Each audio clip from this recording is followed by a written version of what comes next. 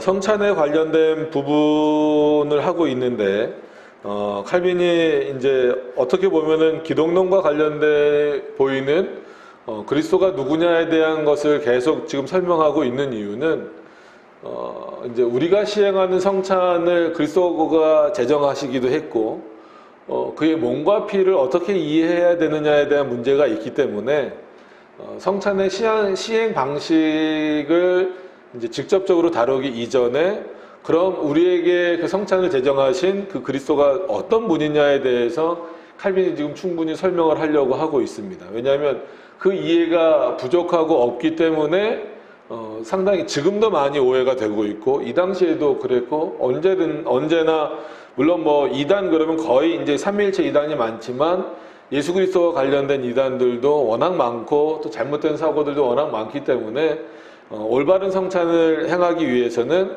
먼저 그리스도가 누구신지, 성자 하나님이 누구신지, 그리고 그가 이 땅에 오셔서 하신 일이 무엇이고 또 그가 지금 어떻게 역사하고 계시는가에 대한 내용들을 정확하게 알지 못하면 그 성찬의 본래적인 의미들을 다 왜곡할 수 있다. 그래서 우리가 지난 시간에 말씀드렸던 것처럼 어떤 화채설이라든지 공제설이라든지 이런 잘못된 부분들이 나오는 이유도 성찬에 대한 이해가 부족한 것도 있지만 그리스도가 누구냐에 대한 이해가 부족함에서 나오는 그런 결과가 많이 있기 때문에 그렇습니다. 그래서 오늘은 그렇게 길게는 좀 하기 힘들어서 일단은 어디까지라고 정하지는 않겠지만 좀 31번부터 좀 나가보도록 하겠습니다. 174페이지, 저희가 사용하는 교재로 174페이지 31번입니다. 그런데 만약 어떤 좀스러운 사람이 있어, 이거는 이제 이 김광채 교수님이란 분이 연세가 많으세요. 그래서 이제 고나 아니면 우리나라의 좀 전통적으로 쓰는 그런 표현들을 써서 이제 좀스럽다 이렇게 해석이 된 건데, 원문은 이런 거보다도 좀 야비하다 아니면 이렇게 좀 뭐라 그럴까, 이렇게 속이 좁다 이런 의미입니다. 그래서 근데 만약 어떤 좀스러운 사람이 있어 그리스도의 말씀 자체를 가지고 우리에게 계속 시비를 걸어온다고 생각해 보자. 실제로 그런 경우도 많고요. 즉 그리스도께서 이것은 내 몸이요 이것은 내 피다라고 하셨다라고 말씀하면서 말했다라는 것을 증거로 우리에게 들이민다면, 그렇다면 나는 여기서 그가 잠시 나와 함께, 우리가 지금 다루고 있는 것은 성례인데 그것은 모두 믿음과 관련된다는 사실을 생각해 보라고 말하고 싶다. 분명히 성례에 대한 부분이지만 그런 자들에게 예수님이 분명히 이것은 내 몸이라고 그랬고 이것은 내 피라고 말하지 않았느냐 라고 해서 그것을 문자적으로 우리에게 막 들이밀고 말하는 자들에게 오히려 성례 부분을 떠나서 너에게 정말 믿음이 있느냐라고 나는 묻고 싶다라는 게 지금 칼빈의 내용입니다. 왜냐하면 그런데 우리가 설명했던 것 같이 설명했던 이 같은 몸의 참여를 통해 우리는 그리스도 자신을 하늘에서 끌어내리려는 자들 못지않게 믿음을 순전하고 풍성하게 자라야 한다. 즉 뭐냐면 예수님의 몸이라고 하지 않았느냐, 예수님의 피라고 하지 않았느냐. 그렇기 때문에 우리가 먹고 마시는, 즉 성찬 때 떡을 먹고 이 포도주를 마시는 게 실제 예수님의 몸이고 실제 예수님의 피다라고 하면, 그렇게만 말해버리면 어떻게 되는 거냐면 지금 칼빈의 표현대로 하늘에 계신 예수님의 몸을 끌고 내려와 버리는 일이 된다는 거예요.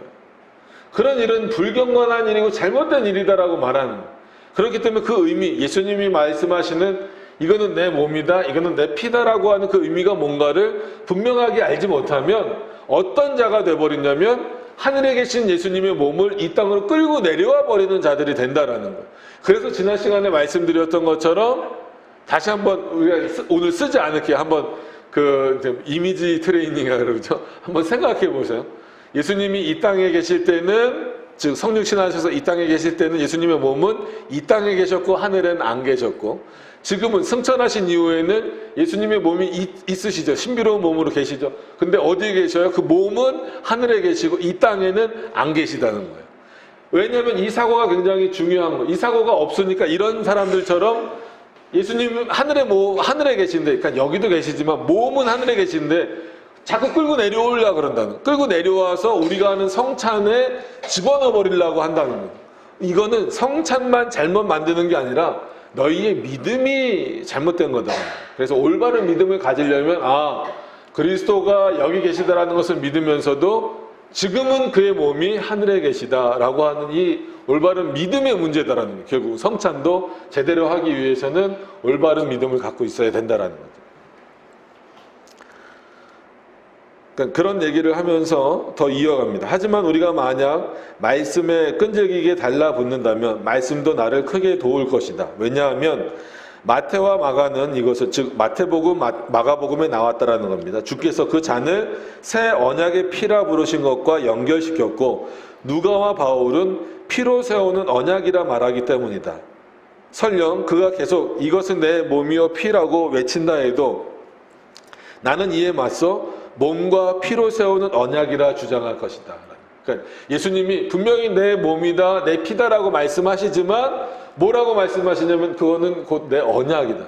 너희를 구원하기 위한 내 언약이다라고 하는 것을 계속해서 말씀하고 계시기 때문에 그 내 몸이요 내 피다라는 그 의미 속의 본질적인 의미, 그 의미를 해석할 때 우리는 어떻게 가져야 되냐면 이것은 그리스도의 언약이 들어있는 내용이다라고 기억을 하셔야 된다라는 거예요. 칼빈이 지금 그것을 말하고 있는 몸과 피로 세우는 언약이다라는 겁니다. 그래서 바울은 성경 해석을 믿음의 분량대로 해야 한다고 가르친다는 겁니다. 그래서 그런 차원에서 이것을 모르고 성찬을 막 행할 때는 우리도 잘못 행한 경우가 너무 많아요. 한국의 문화는 꼭 그렇잖아요. 성찬할 때 목욕제기 하듯이 그렇게 하고 부활절 때도 막 하얀 가운 입고 하얀 가운이란다. 하얀 소복 같은 거 막 입고 우리나라 문화잖아요. 근데 그건 우리나라 장례 문화지 예수님이 돌아가셨던 그런 어떤 이스라엘 지역이나 이런 장례 문화는 전혀 아니란 말이에요. 그러니까 이게 그 시대와 상황에 따라서 막 바뀌어버리면 안 된다라는 거예요. 그런 차원에서 오히려 성경을 해석할 때는 그 믿음의 분량 얼마만큼 아는가. 그래서 그리스도를 아는 지식, 바울이 직접 말했던 것처럼 그리스도를 아는 지식, 또 칼빈도 결국 믿음은 물론 성령께서 주시는 거지만 그 내용을 살펴보면 하나님을 아는 지식에 있다라고 하니까 하나님에 대해서 많이 알면 알수록 올바른 내용으로 갈 수밖에 없죠. 그러나 하나님에 대해서 모르면 모를수록 우리가 생각하는 대로 하나님을 생각해 버릴 수밖에 없다라는 거예요. 하나님을 안다라는 건 뭐예요? 말씀에서, 즉 성경에서 말하고 있는 하나님을 아는 거예요. 우리가 생각하는 하나님이 아니라. 그렇기 때문에 하나님을 아는 지식과 그리스도를 아는 지식이 더 풍성해지는 게 믿음의 분량이 성장한다라고 하는 겁니다. 자, 이것이 이 문제의 경우를 명확하게, 즉 칼빈을 뒷받침해주고 있다는 것은 의심의 여지가 없다라는 겁니다. 그대가 어떤 믿음의 척도에 그대 자신을 맞추고 있는지 그대는 스스로 살펴야 할 것이다. 참 중요한 문제죠. 그 믿음의, 과연 내 믿음의 척도가 지금 어느 정도 수준인지 잘 파악하는 거예요, 스스로. 왜냐하면 예수 그리스도께서 육체로 오신 것을 시인하지 않는 자는 하나님께 속한 것이 아니기 때문이다. 그러니까 칼빈이 아주 또 원론적으로 돌아가요. 자꾸 이렇게 말하다 보니까 그럼 예수님은 육체가 없는가? 그냥 영적으로만 임재하시는가? 또 사람들은 이렇게 생각을 한다는, 그렇지 않다. 예수님은 분명히 육신을 입고 오셨다. 이것을 믿지 않는다면 하나님에 속한 자가 아니다라는. 왜냐하면 이때에도 영지주의자들이 그랬잖아요. 하나님은 영으로만, 예수님은 영으로만 존재하지 실제 육신은 안 갖고 계셨다. 제자들이 너무 그 충성심이 강해서 마치 육신이 있는 것처럼 표현했을 뿐이다. 이렇게 설명하는 경우도 있단 말이에요. 지금도 여전히 그렇게 설명하는 사람들이 있으니까 문제인 거예요. 그래서 그대는 비록 아닌 척하겠지만 그의 육신이 참되다는 사실을 만약에 그러면 부인하게 된다라는 겁니다.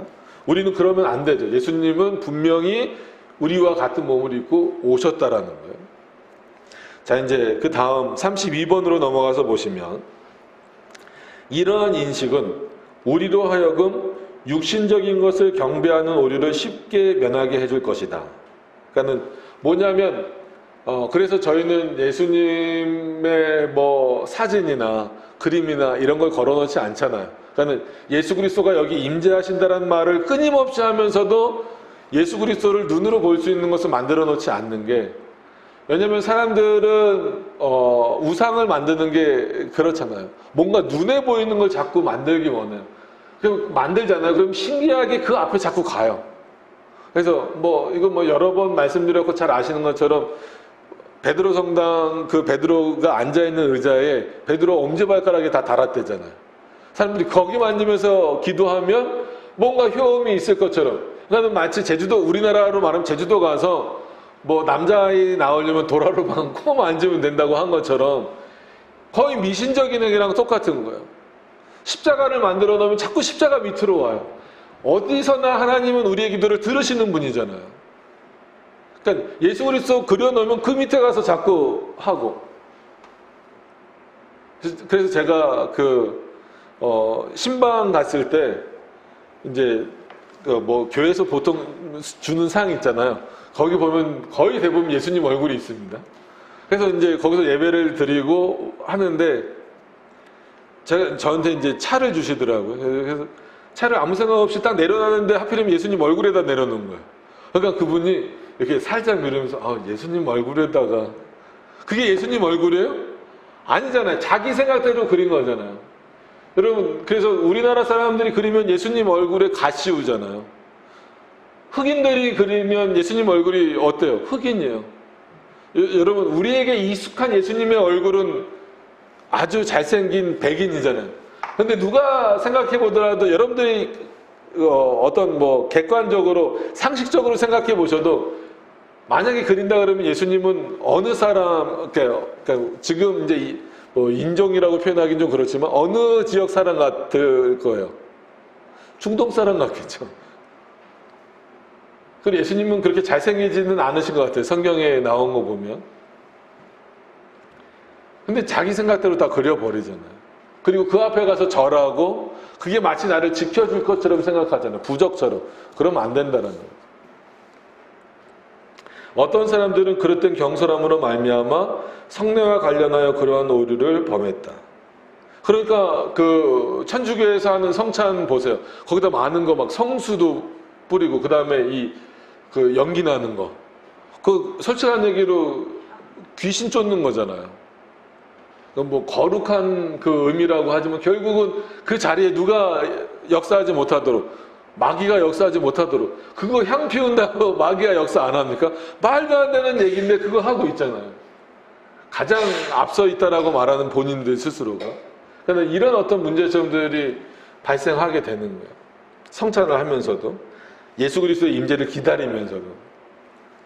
그들은 다음과 같은 논리를 편다. 왜 그렇게 하냐면, 만약 몸이 거기 있다면 영혼과 신성이 육신과 함께 거할 것이기 때문에 육신과 더 이상 분리할 수 없다. 따라서 그리스도를 거기서 경배해야 된다. 지난 시간에 마치 말했던 것처럼 예수님이 한번 육신을 입으셨기 때문에 이제는 예수님의 육신과 신성이 떨어질 수가 없다. 그렇기 때문에 몸을 경배해야 된다. 이렇게 가버리는 거예요. 몸을 경배하는 게 예수님의 신성도 경배하는 거다. 이런 차원. 근데 보이지 않는데 어떻게 몸을 경배해요? 그러니까 자꾸 사람들이 몸을 만드는 거예요. 몸을 만들어서 예수님상 이런 거 막 다 세워놓는 거죠. 그러니까 그 밑에 가서 기도하고. 그러니까 천주교만이 아니에요. 교회도 마찬가지로 예수님상 만들어 놓으면 성도들이 자꾸 그 앞으로 갑니다. 신기하고 놀랍게 그 앞으로 가요. 그래서 만들면 안 된다는 거예요. 자, 보라. 우리가 하나님 말씀을 일단 떠나 꿈속에서 방황할 때 우리가 얼마나 대단한 생각을 하게 되는지 말이다. 그러니까 이거는 이제 좀 비꼬는 표현이죠. 참 얼마나 허황된 일을 만들어냈냐 이거. 하지만 그러한 논리를 고안해낸 자들이 만약 사람이면 마땅히 지녀야 할 겸손함을 갖추고 자기 마음에 떠오르는 모든 생각을 하나님의 말씀 아래 굴복시킨다 하면 분명히 그들은 주님이 친히 하신 받아 먹으라 마시라는 말씀을 들을 수 있었을 것이고 그의 명령에 순종했을 것이다. 주님은 성찬을 받으라고 명하시지 경배하라고 명하시지 않는다. 이게 참 중요한 거예요. 받으라는, 그 자리에 내가 임해서 너에게 은혜를 주고 그 언약이 뭔지 깨닫겠다라는 건데 성찬 자체를 숭배해버리는 거예요. 그 의식 자체를 숭배해버리니까 그거를 행하는 자들도 같이 높아져 버리는 거예요. 성찬을 행할 때 저는 가운을 안 입습니다. 왜냐하면 그렇게 해버리면 그거 자체가 높아 보이는, 저 목사님 대단해. 아니요. 그 교회 질서상 제가 성례를 집례하는 위치에 있을 뿐이지 저도 거기에 참여하는 겁니다. 저도 먹고 마시는 자로 있는 거예요. 누가 주시는 거예요? 그리스도가 주시는 그 은혜를 먹고 마시는 자로 거기에 참여하는 거예요. 교회 질서상 제가 집례를 하고 있을 뿐이지. 근데 가운만 입어도 성도들은 어떻게 생각하냐면 목사님 거룩하네. 흰장갑 끼고 막 이래야 거룩해 보이는 거예요. 사람 눈엔 솔직히 그렇잖아요. 그러니까 뭔가를 계속 더 하는 거예요. 그래서 그런 어떤 부분들이 많다 보니까 점점 그래서 로마 카톨릭이나 이런 데에서 성찬하는 거 한번 보세요. 물론 뭐 평상시 미사 때도 그렇지만 막 왕관 같은 거 막 이렇게 쓰고 나오고 얼마나 웅장하고 화려합니까? 그러니까 사람들이 그냥 그 분위기에 압도돼 버리는 거예요. 예수님의 은혜를 생각하기 이전에 이미 그 분위기에 압도돼서 막 그 앞에서 막 벌벌벌벌 떨 정도로 막 이렇게 돼버립니다. 그러니까 칼빈이 정확하게 지적을 하는 거예요. 너네는 잘못 이렇게 해버리면 성찬을 숭배하는, 성찬 자체를 우상 숭배로 만들어 버리는 거지, 정말 그거를 통해서 그리스도가 먹고 마시라고 하는 그 본래적인 의미는 다 없어져 버린다는 거예요. 그러니까 우리 개혁교회의 성찬은 그런 차원에서 오히려 굉장히 단순하게 합니다. 그러니까 사람들의 눈을 빼앗아가 버릴 요소들을 다 제거하는 거예요. 그래서 온전히 누구에게만 집중하도록, 예수 그리스도에게만 집중할 수 있도록.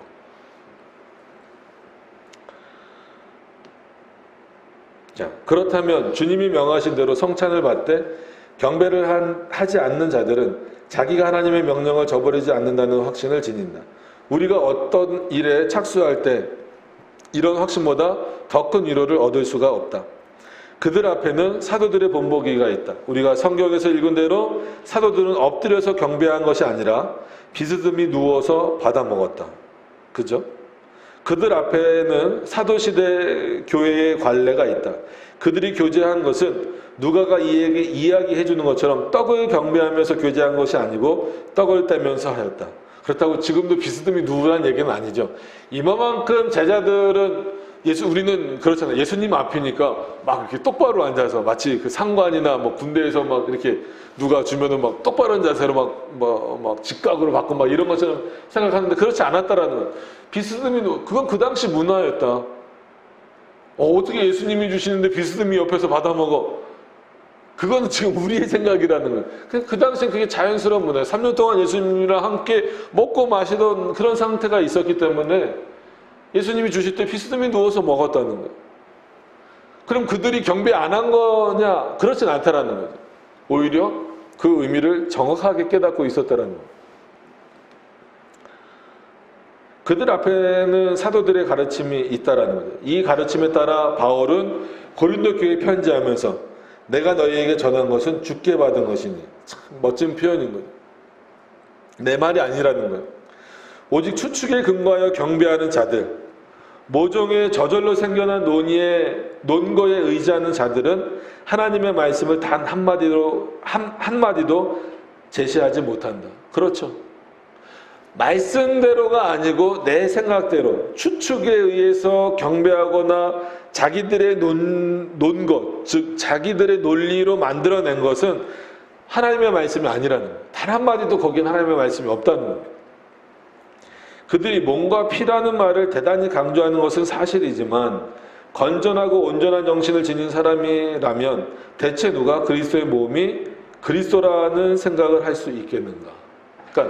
그러니까 오해하시면 안 돼요. 그리스도의 몸도 그리스도죠. 그러나 그리스도의 몸이 그리스도 전체를 말하는 건 아니라는 거예요. 그런데 그리스도의 몸을 실제로 먹는다라는 것만 생각해서 경배하고 그 몸을 경배하고 그 피를 경배하는 모습으로 가버리면 안 된다는 거예요. 그래서 지난 시간에 우리가 화채설을 말하면서 이 본질이 변했다. 그래서 이것을 실수라도 흘리면 핥아 먹어야 될 정도가 된다라는 것은 몸을 경배하는 차원이기 때문에 그런 거예요. 우리는 뭐 이제 성찬을 다시 하게 되면 하다가 실수로 흘리실 수 있어요. 그럼 어떻게 하면 됩니까? 그럼 닦으면 돼요. 또 다른 잔 들어서 그냥 드시면 되는. 그 포도주가 중요한 게 아니란 말이에요. 그 떡이 중요한 게 아니에요. 떡을 이렇게 손에 집으셨다가 떨어뜨릴 수 있죠. 그럼 어떻게 하면 돼요? 그거 버리면 돼요. 그게 중요한 게 아니라 그 떡을 먹으라는 것을 통해서 이 잔을 마시라는 것을 통해서 예수님이 우리에게 뭘 알려주시고자 하느냐. 그 내용이 중요한 거다라는 거예요. 이게 경배의 대상이 아닌 거예요. 그렇다고 이걸 뭐 함부로 해서도 안 되지만 이게 경배의 대상이 아닌 거예요. 이 떡을 흘렸다, 이거를 쏟았다, 큰일 났네. 이런 방식으로 갈 필요가 없다라는. 그건 단순히 몸을 숭배하는 거죠. 그러니까 오해하시면 안 돼요. 칼빈이 이렇게 썼다라고 해서 그리스도의 몸도 당연히 그리스도죠. 그러나 그리스도의 몸이 곧 그리스도 전체를 말하는 건 아니다라는 거예요. 그래서 그리스도의 몸의 숭배로 가면 안 된다라는 거죠. 그리스도를 경배하는 건 당연한 거지만 몸의 숭배로 가서는 안 된다는 거예요.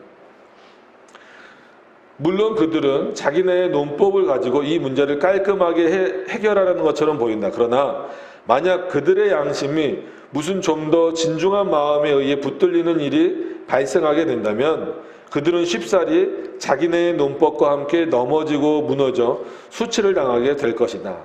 이는 그들이 하나님의 확실한 말씀이 자기네에게 없다는 사실을 깨닫게 될 것이기 때문이다. 우리 영혼은 심판을 받게 될 때 오직 하나님의 말씀 위에서만 굳게 설 수 있다. 또 말씀이 없다면 아무 때라도 바로 쓰러지게 된다라고 하는 겁니다. 그죠? 하나님의 말씀이 없으면 겉으로 보기에 아무리 화려하고 멋있어 보인다 할지라도 그거는 이미 어떻게 보면 사단의 속임수에 다 넘어가고 있다라고 하는 겁니다. 그러지 않기 위해서라도 우리는 말씀에서 말하는 그대로 하는 것이 제일 중요하다는 겁니다. 또 사도들의 가르침과 모본에 대적하여 오직 자기 자신만을 권위자로 생각하기 때문에 그런 결과가 나온다는 겁니다. 사도들이 어떻게 행했는가에 대해서 유심히 살펴보지 않고 자기네가 기준이 돼버리면 우리가 그렇게 결정했다라고 말해버리면 자신의 권위를 높이는 거 더 나아가서 하나님의 권위도 무시해버리는 게 돼버리거든요. 자, 이 같은 압박에 더하여 여타의 작지 않은 고통이 가해질 것이다. 어떤가? 마치 우리에게 아무 명령도 주어지지 않기라도 한 것처럼 이런 모양으로 하나님을 예배해도 아무 문제가 되지 않는단 말인가? 그러니까 이거는 어떻게 보면 성례뿐만이 아니라 미사 전체가 그렇습니다. 그러니까 미사라는 의미가 그리스도의 제사 뭐 이런 의미잖아요. 그러니까 그리스도를 날마다 죽이는 거예요. 미사 때마다 예수 그리스도를 죽이면 뭐예요? 예수님은 단 한 번 죽으심으로 모든 걸 다 완성하셨잖아요. 그러니까 하나님을 섬기고 영화롭게 하는 일을 논할 때 이제까지 전혀 사용된 적이 없는 말을 사용하는 것을 그처럼 경솔하게 시도해도 괜찮단 말인가. 그래서 늘 이런 것을 보면서 우리가 생각하셔야 될 것은 칼빈도 그렇고 마치 우리는 이제 신학자들 그러면 자기 생각대로 사변적으로 뭔가를 막 써낸 것 같은데 그렇지 않아요. 물론 그런 신학자들은 우리가 받지 않죠. 이런 칼빈과 같은 인물을 받는 이유는 여러 가지 많은 지식들이 있음에도 불구하고 어디에 머무르려고 애썼냐면 하나님의 말씀에 머무르려고 애썼다라는 거예요. 지금 그런 차원에서 로마 카톨릭을 비판하고 있는 이유도 그겁니다. 너희들이 왜 너희들의 논리로 하나님의 말씀을 하나님의 말씀보다 앞서서 아니면 뛰어넘어서 모든 것들을 판단하느냐 이거예요. 그러지 말라는 거예요. 그의 말씀에 머물러서 그의 말씀이 말하고 있는 그 수준에서 모든 것들을 행하라. 이게 지금 칼빈의 핵심적인 내용입니다. 이뿐만이 아니라 성경이 그리스도의 승천에 관해 우리에게 자세히 이야기해 주는데 승천으로 말미암아 그의 몸은 우리 시야에서 사라졌고 우리는 그의 임재를 쉽게 설명할 수 없게 되었다. 그죠? 참 어려운 문제가 됐죠. 예수님의 몸이 우리 시야에서 사라졌다. 승천하시면서. 그러니까 예수님이 안 계시다는 게 아니라 그의 몸이 올라가셨다라는 거예요. 그렇기 때문에 예수님이 다시 임재하신다라고 했을 때 이것이 쉽게 경험할 수 없잖아요. 왜냐하면 예수님의 몸이 이 땅에 계실 때는 제자들이 보기도 하고 제자들뿐만이 아니죠. 보기도 하고 만지기도 하고 실제 대화도 하고 막 이랬잖아요. 근데 예수님이 승천하신 이후에는 예수님이 나와 함께 계신다고 하는데 못 느끼는 거예요. 근데 어떻게 보면은 못 느끼는 게 정상일 수 있어요. 근데 우린 자꾸 느끼려고 해요. 어떤 감정으로? 우리 그 안에 좁혀져 있는 감정으로. 예수님은 그거보다 훨씬 크시잖아요. 그러니까 하나님의 말씀을 믿는 것보다 내 경험이 중요한 거예요. 하나님은 어느 곳에나 계신다. 하나님이 예수 그리스도가 어느 곳에나 역사하신다. 이것을 믿기보다도 그럼 나에게 내 안에 계시다라는 게 뭔가 느껴져야 되잖아요. 그러면 뭐 이렇게 뭐 몸이 뜨겁다라든지 아니면 뭐가 이렇게 막 뭐 불이 임하는 것 같다든지 이런 것만 기대한다라는 거예요. 그러니까 이게 얼마나 어리석냐는 게 칼빈의 표현입니다.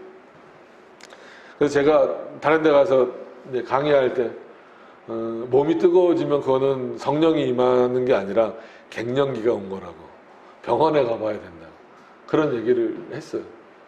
진짜요. 그거는 뭐 불을 받는다. 어디서 무슨 불을 받? 그러니까 인간의 이 언어의 한계가 그거예요. 성령하면 불, 성령하면 비둘기. 어떻게 성령 하나님을 피조물인 불과 비둘기 자체로 비교할 수가 있어요? 성령 이퀄 불이 아닙니다. 그건 비유적으로 그렇게 표현하는 거죠. 그러니까 잘 이해하셔야 돼요. 예수 그리스도도 마찬가지예요. 자, 성경의 이런 이야기는 우리로 하여금 그에 관해 육신적으로 생각하는 일을 완전히 버리게 해준다. 육신적으로 생각하는 일은 지금은 버리셔야 돼요. 또 우리가 그리스도를 기억할 때마다 우리 마음을 위로 향하라고, 하늘에 계신 그 그리스도를 바라보라고, 하나님 우편에 앉아 계신 그분을 하늘에서 찾으라고 권면해 준다라는, 오히려 성경은. 그러므로 우리는 하늘의 영광 중에 계시는 그분을 영적으로 경배했어야지 이 같은 종류의 위험천만한 경배를 생각해내는 일을 해서는 안 된다라는 것입니다. 이런 경배에는 하나님과 그리스도에 관해 육신적이고 조잡한 견해가 넘쳐난다라고 하는 겁니다. 그런 성체 숭배를 고안한 자들은 성경을 제쳐놓고, 성체 숭배니까 결국은 이거 화채설을 말하는 겁니다. 성체 숭배를 고안한 자들은 성경을 제쳐놓고 자기네 스스로 그런 숭배를 몽상적으로 만들어낸 것이다. 성경에는 이런 숭배에 대한 언급이 전혀 없다는 것을 증명할 수 있다. 하나님이 이런 것을 기뻐하셨다면 정말이지 이런 언급을 하지 않고 그냥 지나갔을 리가 없다는 거예요. 만약에 화채설이 맞다면 성경에서 끊임없이 그 얘기를 했겠죠. 이렇게 해야 된다. 근데 전혀 그런 얘기가 없다라는, 그런 말씀이 없다라는 거죠. 이런 차원에서 볼 때 그들은 하나님을 멸시한 것이다. 하나님은 당신의 말씀인 성경에서 무엇을 제하는 것을 못지않게 성경에 무엇을 더하는 것도 금하셨다. 그래서 우리가 잘 아는 것대로 성경에서 뭐를 제하는 것도 문제지만 성경에 뭐를 더하는 것도 문제다라고. 그래서 내 말씀을 가감하지 말, 더하거나 빼지 말라라고 말씀하셨잖아요. 또 그들은 자기네의 정욕을 따라 마음대로 우상을 만들므로써 살아계신 하나님을 저버렸다. 이는 실로 그들이 선물의 수여자 대신 그의 선물을 섬겼기 때문이다. 그죠? 그러니까 선물을 주신 자가 누군가를 바라보는 게 아니라 선물에만 집중하고 있다. 그러면 안 된다는 거예요. 그것만 숭배해서도 안 되고. 여기에는 두 가지 죄가 있다는 것입니다. 이는 하나님의 영광을 빼앗아 피조물에게 넘겼을 뿐만 아니라, 그죠? 그러니까 결국은 성체 숭배는 그리스도를 숭배한다라고 하지만 누구를 숭배하게 만들어 버리는 거예요? 그 교황이나 아니면 그들을 집례하는 사람들을 숭배하게 만들어 버리잖아요. 그러니까 사적 성찬이 가능해진 이유가 그거예요. 이 집례하는 자가 거룩하니까 그 사람에게 받으면 뭔가 이렇게 되는 거죠. 그러니까 그리스도는 마치 도구처럼 돼버린 거죠. 또 거룩한 것을 가증한 우상으로 만들었을 때 그의 선물이 더럽혀지고 모독을 당함으로써 그분 자신이 불명예를 당하게 되었기 때문이다. 한편 우리는 똑같은 함정에 빠지지 않기 위해서 귀와 눈과 마음과 정신과 혀를 하나님의 거룩한 가르침에 온전히 고정시켜두자. 그러니까 이런 거를 보면서 저도 이제 교회 표를 아까 말씀드린 대로 정한 거예요. 칼빈의 사고 속에도 말씀대로 생각하고 말하고 행동하죠. 결국은 그게 있는 거예요. 그러니까 우리의 귀와 우리의 눈과, 그러니까 우리의 귀가 얼마나 들리는 게 많아요. 그런데 이 귀가 하나님의 말씀에서 벗어나지 않으려면 하나님의 말씀을 오히려 고정해 놔야 된다는 거예요. 왜냐하면 우리 귀에는 잘못된 내용들이 너무나 많아요. 듣기 싫어도 들리는 내용들이 많잖아요. 우리 눈도 그렇고, 여러분 뭐 보기 싫으면 그냥 눈 감으면 됩니까? 아니잖아요.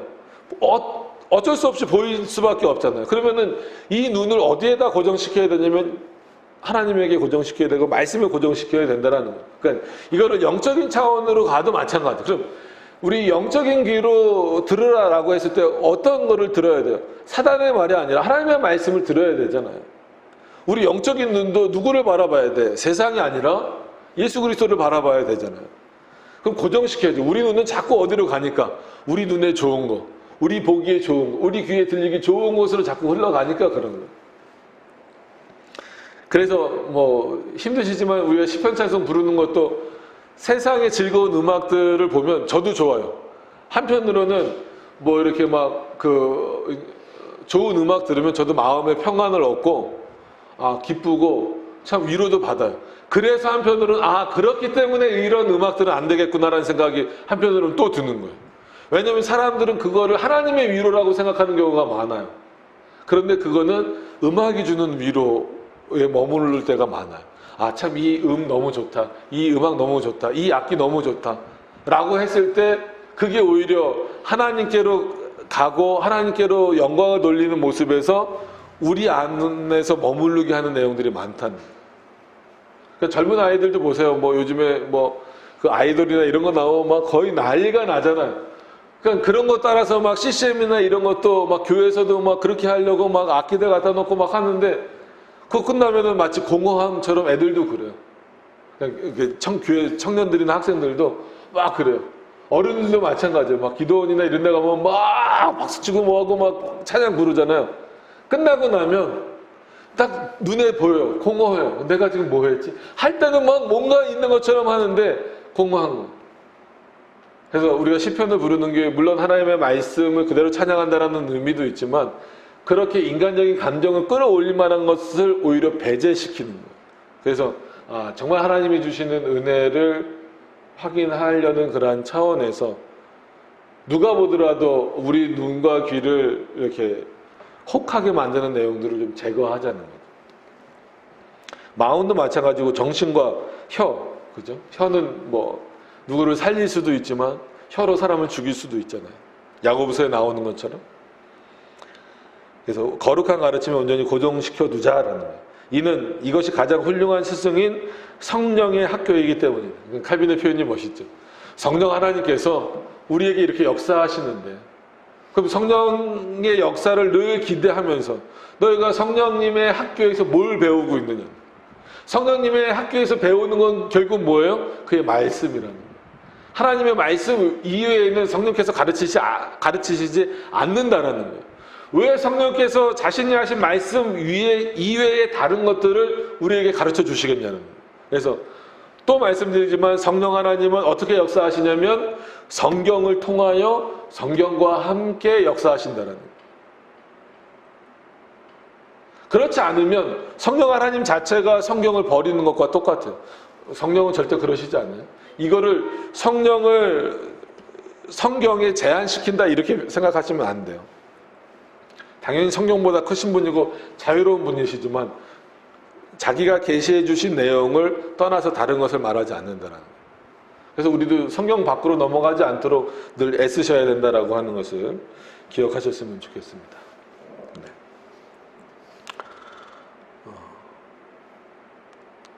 하다 보니까 한 30분이 넘었죠.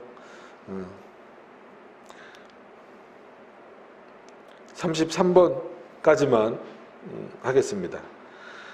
좀 피곤하시더라도 33번까지만 좀 빨리 읽으면서 하고 오늘은 마치도록 그렇게 할게요.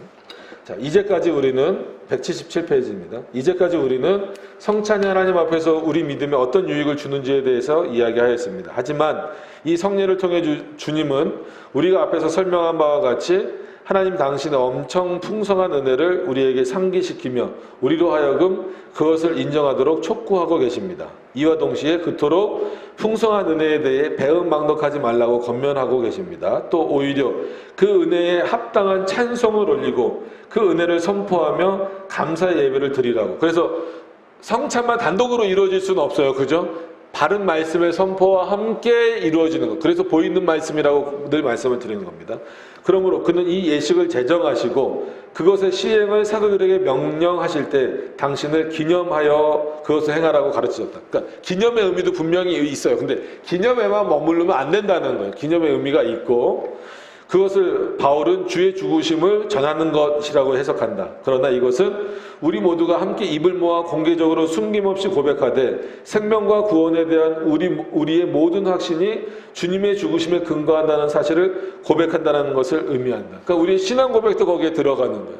그러니까 그 기념한다라는 의미는 그가 우리를 위해서 죽으셨다라는 것. 그리고 우리를 위해서 다시 부활하셨고 지금도 보좌 우편에서 우리를 위해서 일하고 계시고 지금도 우리에게 역사하고 계신다라고 하는 것을 고백하는 차원에서 단순히 기념만은 아니라는 거예요. 그 기념 속에 이런 의미가 다 포함되어져 있다라는 거죠.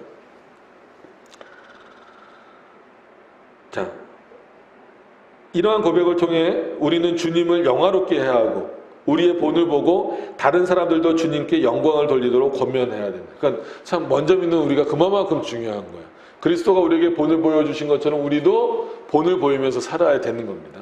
그리스도의 본을 또 따라가야 되고 여기서 또 성찬 예식이 지향하는 목적이 분명해집니다. 그것은 그리스도의 죽으심을 기억하는 중에 우리 자신을 훈련시키는 겁니다. 이는 주의 죽으심을 심판하러 오실 때까지 전하라는 명령을 우리가 받은 것은 오직 우리의 믿음이 성례를 통해 깨달은 것을 우리 입술의 고백을 통해 전해야만 한다는 뜻이기 때문입니다. 다시 말해서 그리스도의 죽음이 우리의 생명이라는 사실을 전해야만 한다라는 것. 그러니까 이게 성찬에 임하는 자의 자세고 또 그의 삶의 모습이어야 된다라고 하는 겁니다. 그가 죽으심으로 말미암아 우리가 영생을 얻었잖아요. 그 영생을 얻은 것에 감사하는 마음으로 성찬에 참여한다면 그것을 다른 사람에게도 그 생명을 보여주는 본을 우리가 보여줘야 된다는 것입니다. 다시 말해 그리스도의 죽음이 우리의 생명이라는 사실, 이거죠. 여기에서 성례의 두 번째 용도가 있으며 그것은 외적 신앙과 신앙 고백과 관련된다. 이제 하면서 다음 시간에 그 외적 신앙 고백과 관련된 부분들에 대해서 살펴보도록 하겠습니다. 예. 하여튼 오늘 좀 이렇게 뭔가 좀 어수선하게 예배도 드리고 오후 강해도 이렇게 해서 참 개인적으로 굉장히 죄송스럽고 그럼에도 불구하고 또 이런 내용들을 통해서 분명히 하나님께서 우리들에게 깨닫게 하시는 그런 내용들이 분명히 있다라고 하는 것을 기억하셔서 정말 성찬이라고 하는 것이 이렇게 귀한 의미가 있구나. 단순히 몸을 숭배하고 경배하는 이런 차원이 아니라 그리스도를 경배하고 그리스도를 영화롭게 하고 또 그의 은혜를 또 우리가 그의 언약 가운데 있다라고 하는 것을 다시 한 번 더 확인하는 그런 귀한 내용이다라고 하는 것을 기억하셔서 우리가 이제 앞으로 또 다시금 성찬이 재개될 때에 그 성찬을 통하여서 다시 한 번 더 그리스도의 은혜를 풍성히 충만히 누리실 수 있는 우리 모두가 되실 수 있기를 바랍니다. 우리 기도하도록 하겠습니다.